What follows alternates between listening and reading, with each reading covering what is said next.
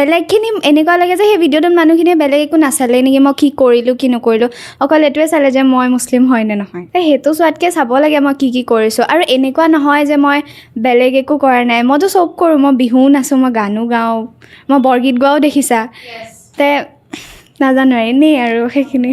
বৰ্তমান সময়ত অলপ বেছি হৈছে আমাৰ হিন্দু মুছলিমৰ মাজত, এইটো অলপমান সংঘাতৰ সৃষ্টি কৰিবলৈ মানে চেষ্টা কৰি আছে, তুমিও দেখিছা। তুমি যিহেতু ক্লাছ 10ত পঢ়ি আছা, তোমাৰ চিন্তাধাৰাখিনিয়ে তোমাক এই কথাখিনিত কি কয়?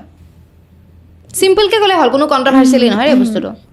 মোৰ মতে এনেকুৱা টপিকত ইমান ভাবাতকৈ মানে বাকীখিনি হয়তো চব হিউমেন বিংছে, চ' মোৰ এনেকুৱা হ'ব পাৰে যে মোৰ তাত যদি কিবা টেলেণ্ট আছে সেইখিনি বেলেগৰ তাত নাথাকিব পাৰে, আৰু যদি বেলেগ কাৰোবাৰ তাত আছে মোৰ সিমানখিনি নাথাকিব পাৰে। চ' সেই টেলেণ্টখিনিক চাই পেলাই আগবঢ়োৱাটো বেছি ইম্পৰ্টেণ্ট।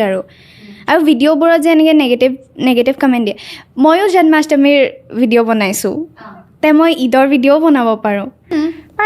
সেইটোৱে, সেইটো মানুহখিনিয়ে সেইটো ভিডিঅ' চালে যে মই মুছলিম হৈ পেলাই মই ঈদৰ ব্লগটো দিলোঁ, কিন্তু এইটো নাচালে যে মই তাৰ আগতেই জন্মাষ্টমীৰ ৰাধা লোকটো কৰি দিছোঁ, তাৰ আগত মই বিহুৰ ভিডিঅ' দিছোঁ, সেইখিনি নাচায়।